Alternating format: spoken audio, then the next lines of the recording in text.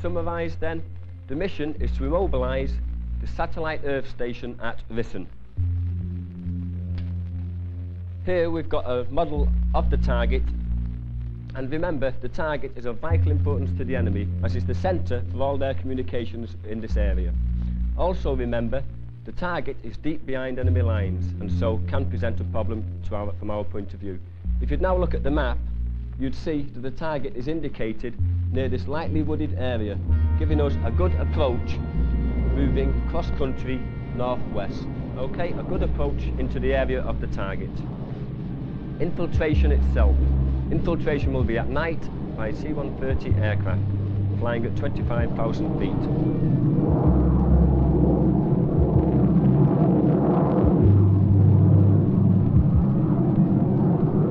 5 miles up and 200 miles behind enemy lines. Oxygen will be needed for more than half the distance to Earth. Outside, the air temperature is -50.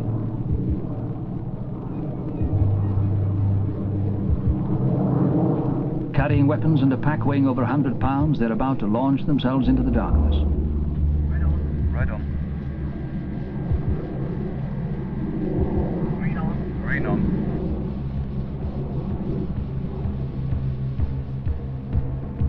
Falling at 120 miles an hour, ice blurs their goggles.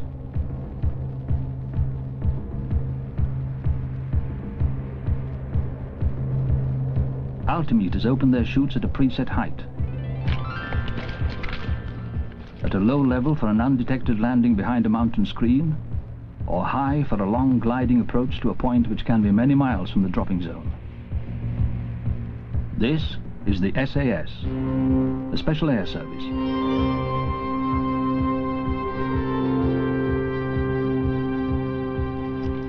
What sort of people make up this regiment? Up! How do they train? What roles are they assigned in war and in peace? It's a regiment about which much has been said and written, but little is known for certain by the public at large. Often units of the SAS are operating in a politically sensitive environment, where the need for secrecy is paramount.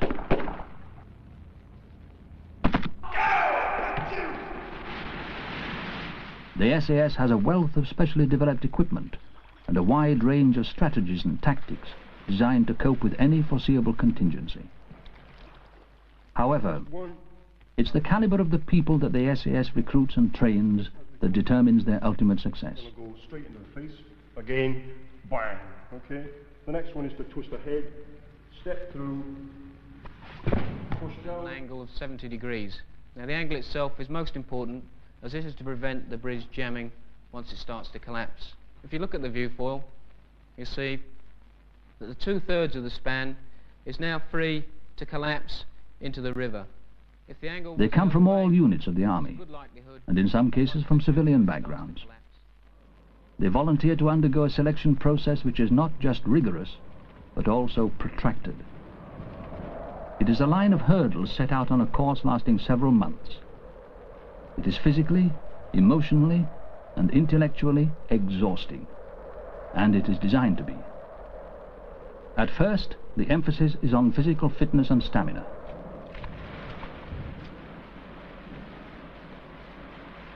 A series of forced marches in the Welsh mountains, individually or in groups, burdened with heavy packs, given a map reference and a deadline which becomes tighter with each exercise.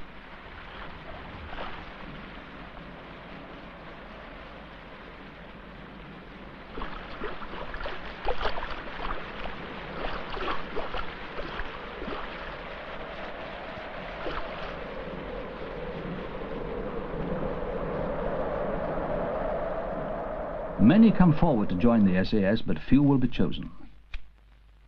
Out of every 100, perhaps 15 will finally make it, possibly only 5.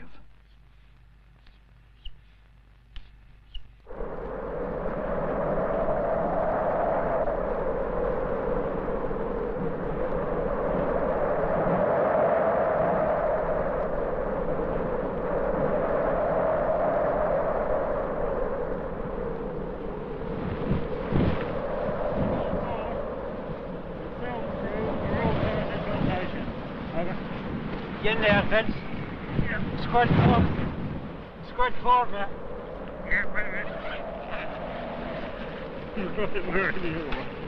Alright.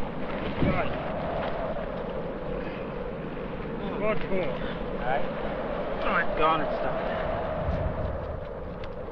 It is a process which, when completed, will sift out the few who combine physical fitness with an ability to operate alone. They must be able to think for themselves, make an appreciation of a situation when under stress,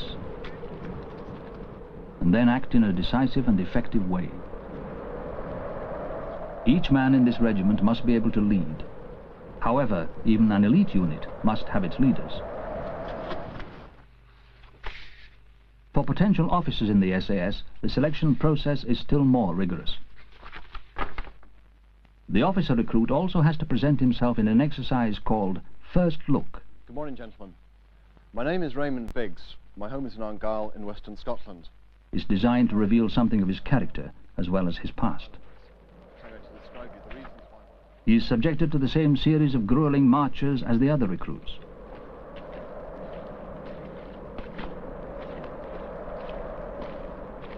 Are there any questions now from the floor? Yes, Raymond, if I told you that 3 officers were going to pass this selection, who would you like the other 2 to be? Well, that's a very awkward question because I don't know them terribly well yet. But I've got 2 particular friends who I think would make very good SAS officers. You prefer friends to those who are perhaps more militarily competent? Well, I'd like to think that my friends were the more military competent members of the candidates. If you were on a 4-man patrol and the other 3 men refused to follow you, how would you handle it? Well, I'd explain the task to them, and I'd reason with them as to why we'd reached the decision that we'd reached about how we were going to do it.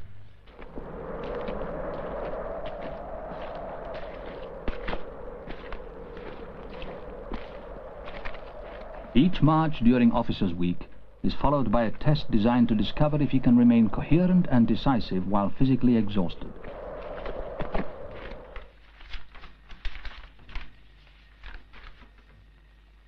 It's his ability to think on his feet which is now to be tried, and his coolness under pressure.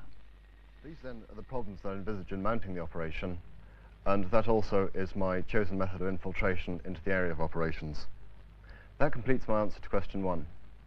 Let's go back to your means of insertion by parachute. Do you feel that there is a possibility of a high casualty rate, therefore reducing the number of men able to carry out the task? How do you propose to recover your casualties? If you don't know much about parachuting, why did you choose this method of insertion? Why therefore didn't you use helicopters in the first place?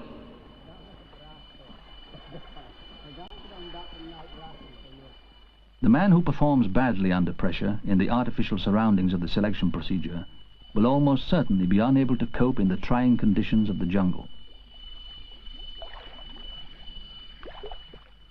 This environment brings out basic skills of navigation and self-reliance.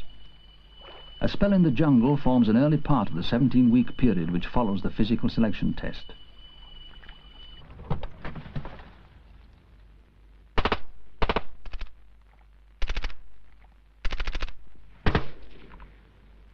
Basic skills in weaponry and a thorough grounding in the world's armaments is part of the foundation course for the SAS trooper and officer. To align the LTM on the target, look through the eyepiece, use the left-hand thumb wheel as your azimuth control and the right-hand thumb wheel as your elevation control. And by depressing the remote control button, the laser is switched on and marks the target. The prime role of the SAS is in support of NATO troops, operating perhaps behind enemy lines in the event of war in Europe. They would be tasked with the destruction of high-value strategic targets, either by infiltration and demolition, or by calling in strike aircraft and directing their attack by radio and LTM, laser target marker. Contact target. Clear attack. Roger.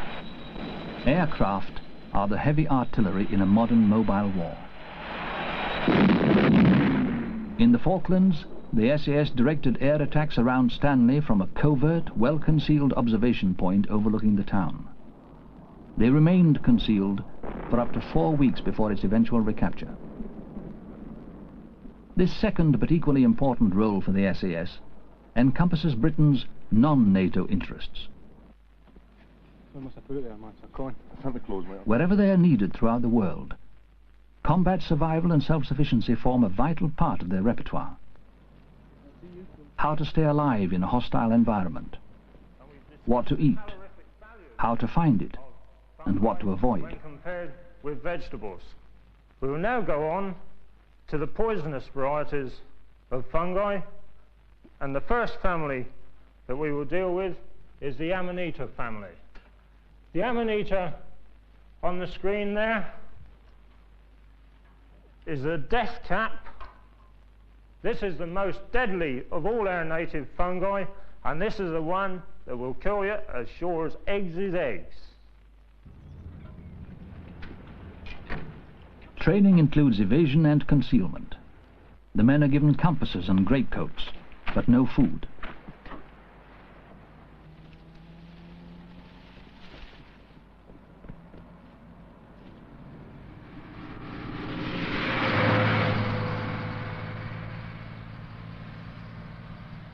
At this stage they are nearing the end of the 5-month period of continuation training.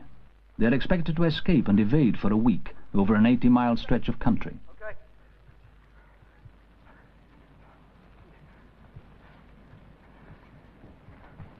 Okay.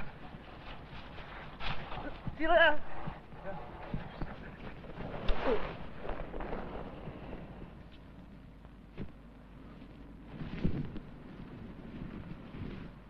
Steady it up on the left, lads. Bunching in, keep spread out. Here's one, fella. Then comes a taste of what it is like to be on the receiving end of capture and interrogation. Open your legs. Open, open. Stand still. Stand still!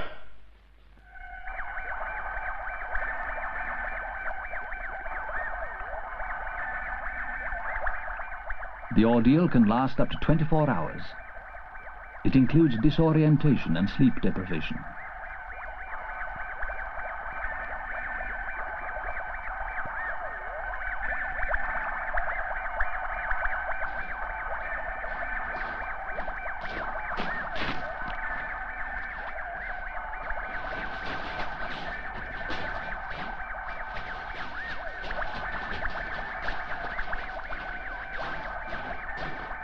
Some fail this test. They will be returned to their regiment or unit, with the knowledge that they have done well to reach even this stage in the selection process. Turn around. Sit down. Sit up straight. What is your number? 24422 Rank? Corporal. What is your name? Guyot. Date of birth? 17th of the 7th, 1957. What is the name of your unit? I cannot answer that question. Yes, you can. You are allowed to answer that question. I cannot answer that question. Yes, you can. Guard!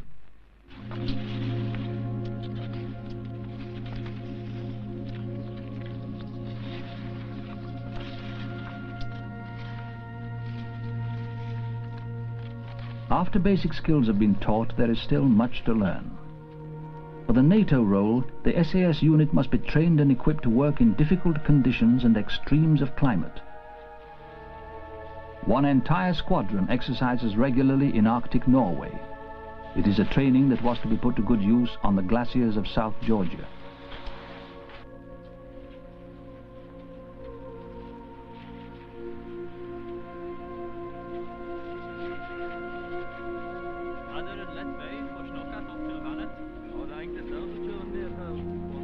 Yeah, if we go over that way, then that's the easiest way over there. Are there any civvies out in that area?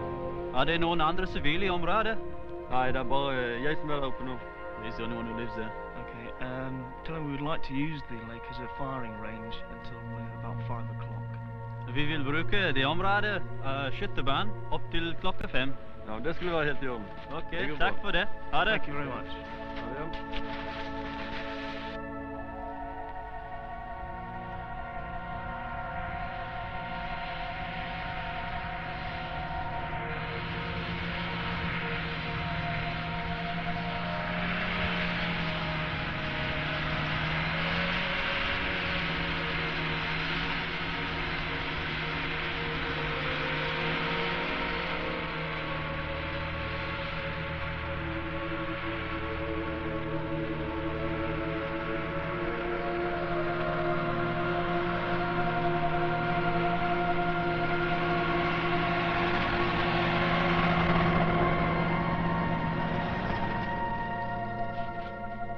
In a landscape where survival can be a full-time job, the SAS have to be able to do much more.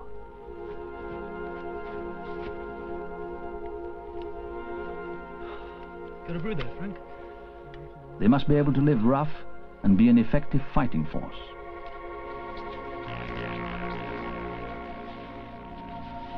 Contact!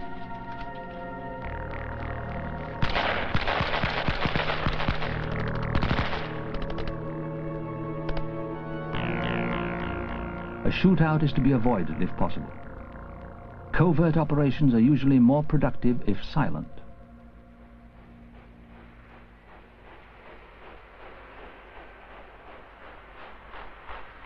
The skills of infiltration, survival and concealment are tested to extremes in the NATO context.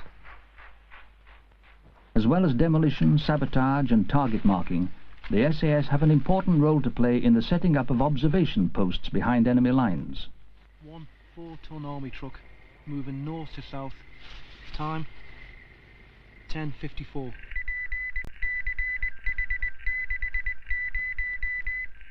Information and intelligence gathering is one of the most basic requirements of modern warfare. In order to monitor and control its operations in every part of the globe, the regiment operates a sophisticated listening and transmitting station from its headquarters.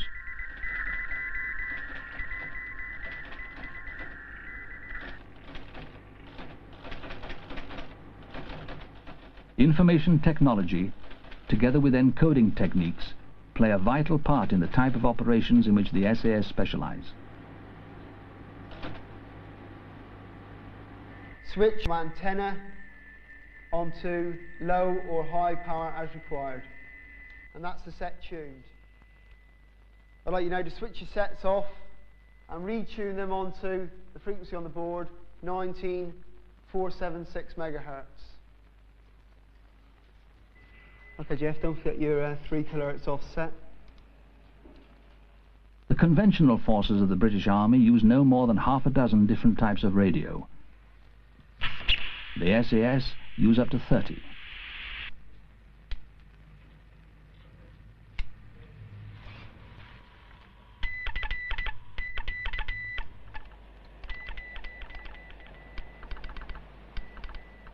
In recent years, the regiment has been active in areas where Britain's interests have been involved, but in a context where all-out war is neither expedient nor possible.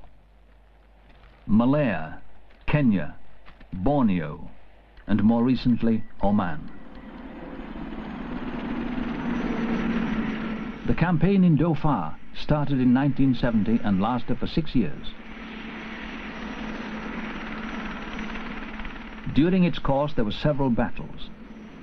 Eventually the war was won by the local forces and the SAS against a tough and brave enemy.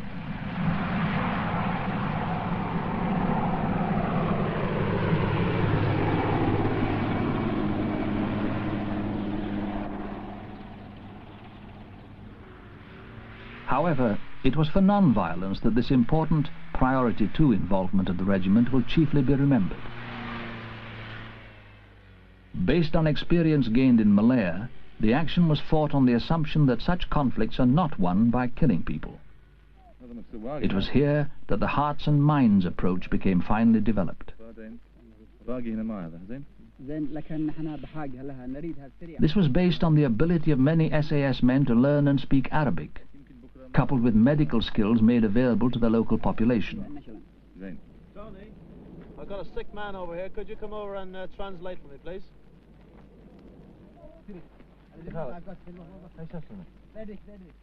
Islam was encouraged and supported against communist pressure.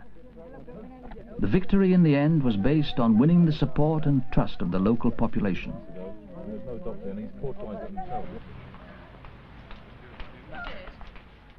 Training bodyguards to protect VIPs and heads of state in response to a request from the Foreign Office is another role for the regiment.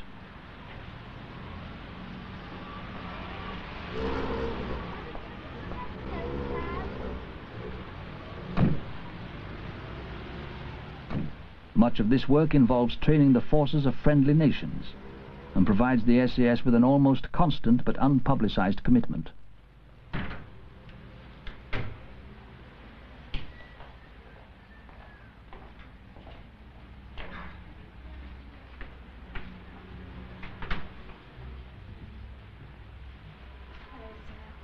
the Greenbank Hotel. Did you have a good journey? Yes, I did. Would you like to come this way and into your room? Yes.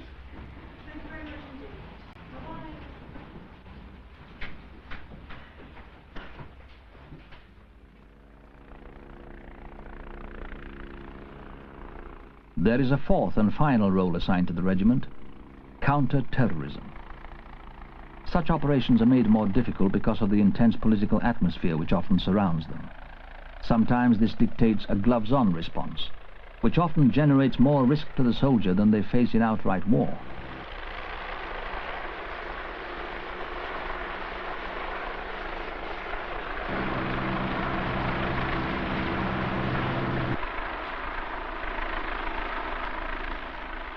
The Counter-Revolutionary Warfare Wing trains and keeps itself in constant readiness to deal with a hijack, hostage-taking, or seizure of an embassy. Salim, we aren't listening to some suspicion movement. There is no suspicious movement. There's suspicion. Okay. Salim. Just a minute, I'll come back again. I'm going to check. Salim, sorry, there is no... In May 1980, this training and the special skills associated with it were put to the test. Salim, there is no suspicious movement.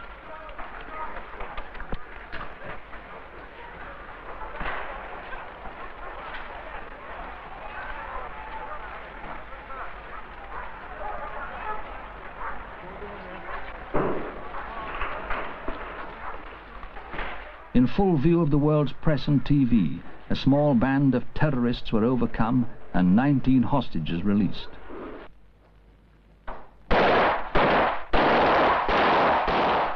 Successful, but also highly political, often glamorized or criticized. Such activities tend to give this role of the regiment an unwanted and unwarranted prominence in the public mind.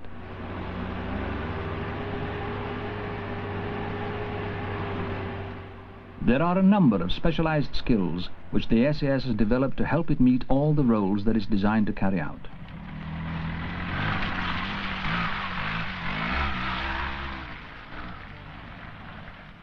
Mobility is one of them, the capacity to approach the area of operations with speed, stealth, and carrying the right equipment.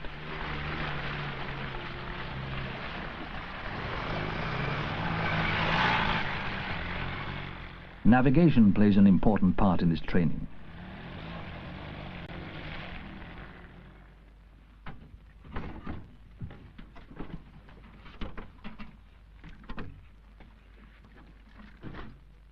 On land, a number of specialized vehicles and skills have been developed, and members of the unit are trained in their use and maintenance.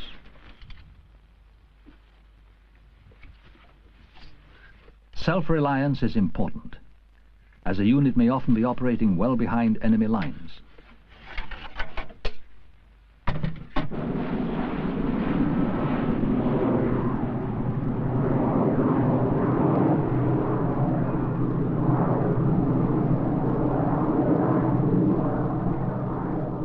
Parachuting plays a part in the life of SAS troops. All are trained in static line jumps. The air assault troop move on to free falling from high altitudes.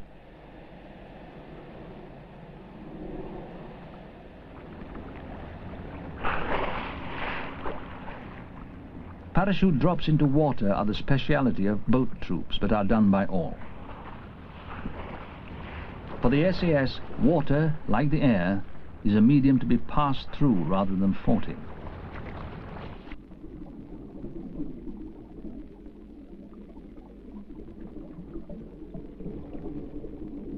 On occasions, units may find themselves having to infiltrate an area under the water, and even carry out underwater demolitions on bridges and lock gates on inland waterways.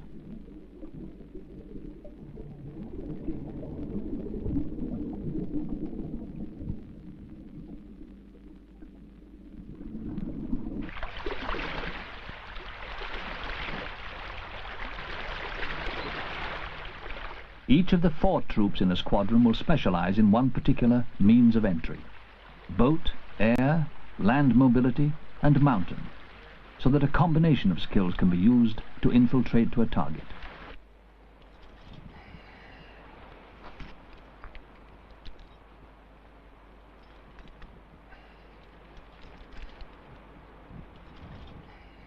Mountaineering skills enable the SAS to overcome difficult access routes, mount surprise attacks, and to transport equipment up severe gradients.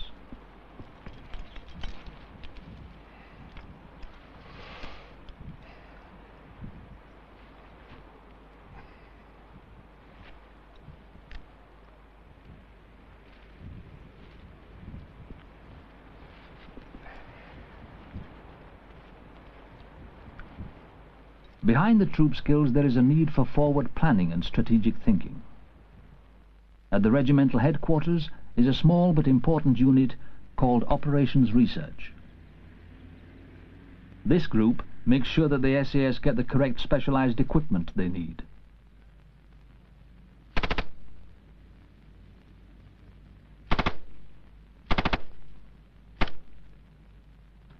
Well, I didn't quite understand that. What do you think? What's your definition of power? Size of the country. Size of the country, good. Its yeah. mineral wealth. Mineral wealth. Size of its armed forces, the equipment it's got, the skill of the soldiers. Hang on, take a few. Oh. It's all right, mate, boss. No problem, Nick. We're talking about power and the elements which make up power. Size of the population, yes? The skill of the armed forces, the standard of the equipment, yes, and additionally the nuclear power. Nuclear power, good. Now hang on there.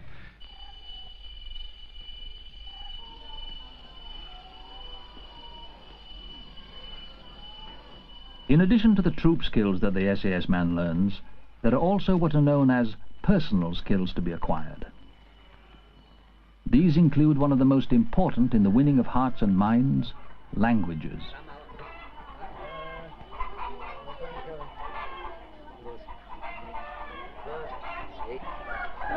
Apa awak mau tanya?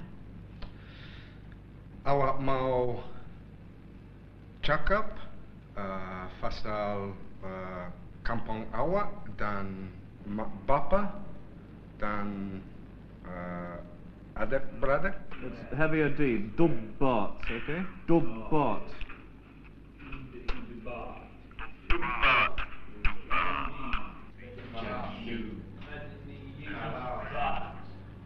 Soup.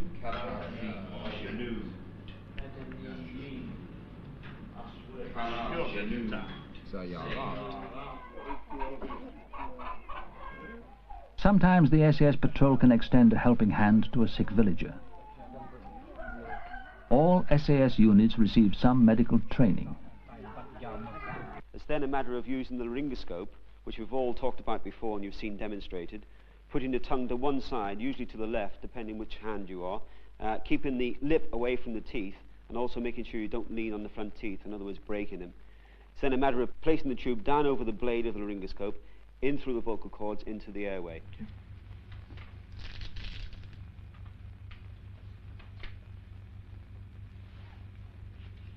Selected members will be assigned to a UK hospital for several months of hands-on education in medical knowledge and skills.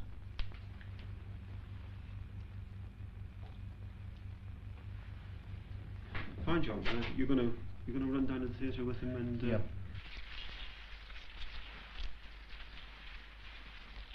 Each unit or patrol will be assigned one of these specialists when operational. This reinforces the SAS unit's ability to live on its own resources, deal with its own problems, and operate in a hostile and unsupportive environment. I just want to check the dressing.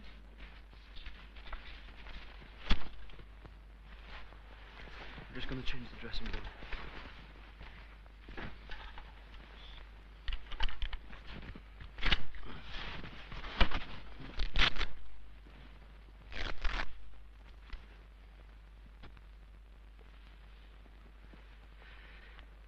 Have to change this dressing on you.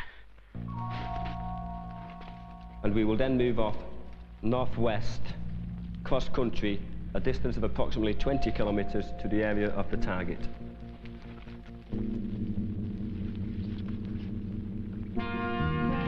Actions on the target. The target will be observed for approximately 1 hour prior to any entry to establish any enemy routine. Once their routine has been established, Group 1 will then cut the wire. Group 2 and Group 3 will then make entry into the target complex.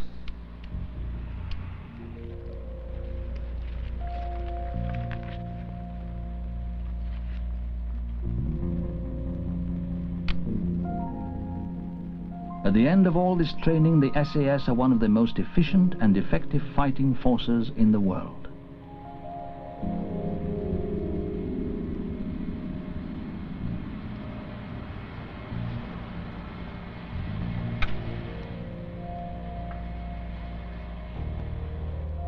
When the need arises, their response time must be fast and their preparedness high.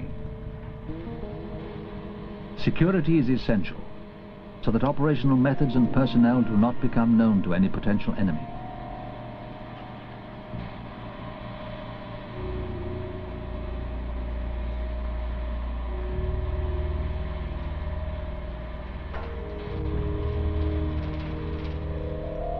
For every act of necessary force, there may be several battles which were never fought, because the SAS, using their special skills, were able to learn of an enemy's intentions and frustrate their plans.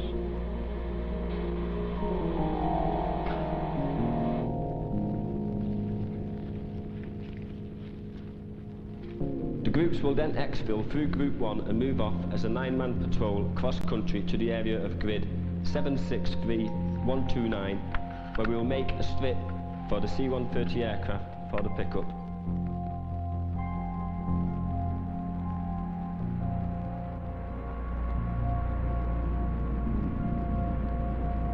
Once the aircraft is in our vicinity, we will then detonate the charges, immobilising the target.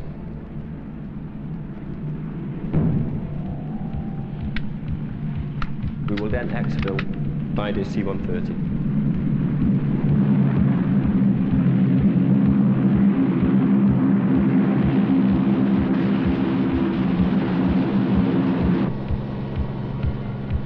There are conflicts in the world which can be prevented from escalating into wars by the winning of hearts and minds.